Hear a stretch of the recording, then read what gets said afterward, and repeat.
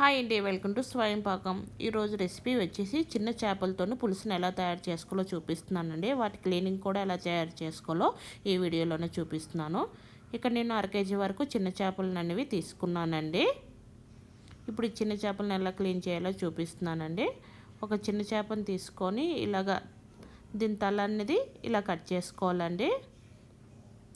ఇలా కట్ చేసుకున్నట్టుగా లైట్గా ఇలా ప్రెస్ చేస్తే దాని పొట్టలో ఉన్నదంతా బయటకు వచ్చేస్తుందండి. అది పక్కన తీసుకోవాలి. ఇప్పుడు క్లీన్ చేసిన చేపని ఒక బౌల్లో వేసుకోవాలండి. ఇలా చిల్లులు గిన్నెలు వేసుకోవడం వల్ల వాష్ చేసుకునేటప్పుడు ఈజీగా ఉంటుంది. ఇలాగా దీని పొట్టలో ఉన్నది తీసేయడం వల్ల ఇది పులుసు చేసుకునేటప్పుడు చేదు అనిపించదండి. ఈ విధంగా క్లీన్ చేసుకున్న చేపలన్నిటిని ఇప్పుడు ఎలా వాష్ చేసుకోవాలో చూపిస్తున్నాను.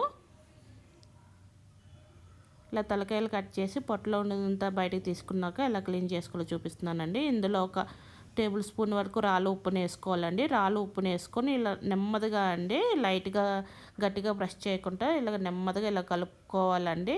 ఇలా కలుపుకోవడం వల్ల చేప పైన ఉన్న పులుసు అంతా ఊడిపోతుందండి. ఇలా కలుపుకున్నాక సింక్లో పెట్టి ట్యాప్ ఆన్ చేస్తే ఈ చేపలో ఉన్న పులుసు అంతా ఈజీగా రిమూవ్ అయిపోతుందండి.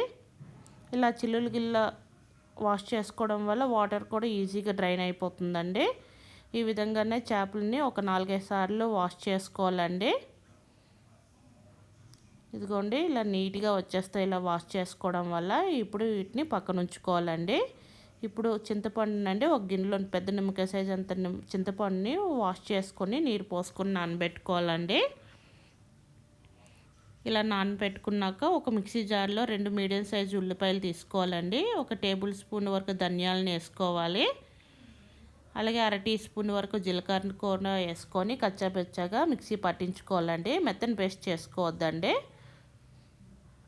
ఈ విధంగా మిక్సీ పట్టించుకొని పక్కన ఉంచుకోవాలండి.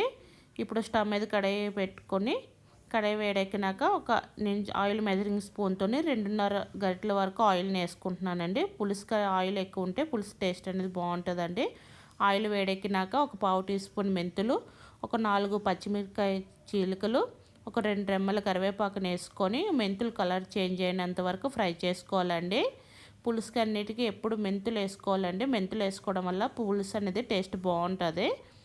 ఈ విధంగా కలర్ చేంజ్ అయినాక మనం మిక్సీ పట్టించుకున్న ఆనియన్ పేస్ట్ని వేసుకోవాలండి. ఆనియన్ పేస్ట్ అనేది గోల్డెన్ బ్రౌన్ కలర్ వచ్చినంత వరకు ఫ్రై చేసుకోవాలండి. ఈ విధంగా బ్రౌన్ కలర్ వచ్చింది కదండి, ఈ విధంగా ఎగితే సరిపోతుంది. ఇప్పుడు ఇందులోనే 1 టీ స్పూన్ వరకు అల్లం వెల్లుల్లి పేస్ట్ వేసుకోవాలండి.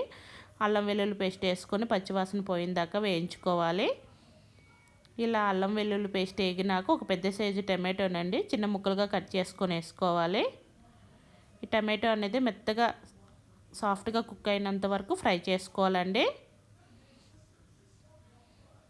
ఈ విధంగా టమాటో అనేది కుక్ అయితే సరిపోతుందండి. ఇప్పుడు ఇందులోనే నేను రుచికి తగినంత రాళ్ళు ఉప్పుని వేసుకుంటున్నానండి. పులుసులన్నిటికీ ఎప్పుడు రాళ్ళు ఉప్పుని వేసుకుంటే టేస్ట్ బాగుంటుందండి. 1 టీ స్పూన్ వరకు రాళ్ళు ఉప్పుని వేసుకున్నాను. అలాగే 1/2 టీ స్పూన్ వరకు పసుపు, ఒక 1/2 టీ స్పూన్ గరం మసాలా అండి, ఆప్షనల్ ఇది. 1.5 టీ స్పూన్ వరకు కారం వేసుకుంటున్నానండి. కారం వేసుకొని ఒకసారి బాగా కలుపుకోవాలండి. ఇలా కలిపిన దాంట్లో మనం చింతపండు నానబెట్టుకున్నాం కదండి, అందులో చింతపండు రసాన్ని తీసుకొని ఇందులో వేసుకోవాలండి. రసం వేసుకొని ఒకసారి బాగా కలుపుకోవాలండి. అలాగే మీకు పులుపు తగ్గట్టు వాటర్ని కూడా యాడ్ చేసుకోండి. నేను 1 గ్లాస్ వరకు వాటర్ని యాడ్ చేసుకుంటున్నాను. యాడ్ చేసుకొని మూత పెట్టుకొని హై ఫ్లేమ్లో 5 నిమిషాలు ఈ పులుసు అనేది మరిగించుకుంటున్నానండి. ఇలా 5 నిమిషాలకి పులుసు అనేది మరుగుతుంది. ఇప్పుడు మనం ఇందులో క్లీన్ చేసుకున్న చిన్న చేపలను వేసుకోవాలండి. చిన్న చేపలను వేసుకొని ఒకసారి బాగా కలుపుకొని మీడియం ఫ్లేమ్లో 5 నుంచి 7 నిమిషాల వరకు కుక్ చేసుకుంటే సరిపోతుందండి. ఇవి ఉడకడానికి పెద్దగా టైం అనేది పట్టదండి. ఇలాగా 7 నిమిషాలకి ఈ విధంగా పులుసు అనేది కొంచెం ఉడికిందండి. ఇప్పుడు ఇందులో ఒకసారి బాగా కలుపుకొని ఇప్పుడు ఇందులో మీకు నచ్చినట్లయితే చిన్న ముక్క బెల్లం వేసుకోండి. పులుసు కాబట్టి బెల్లం టేస్ట్ అని బ్యాలెన్స్ చేస్తుంది, టేస్ట్ కూడా బాగుంటుంది. అలాగే కొంచెం కొత్తిమీరని వేసుకొని మూత పెట్టుకుని 2 నిమిషాలు ఉడికించుకుంటే సరిపోతుందండి.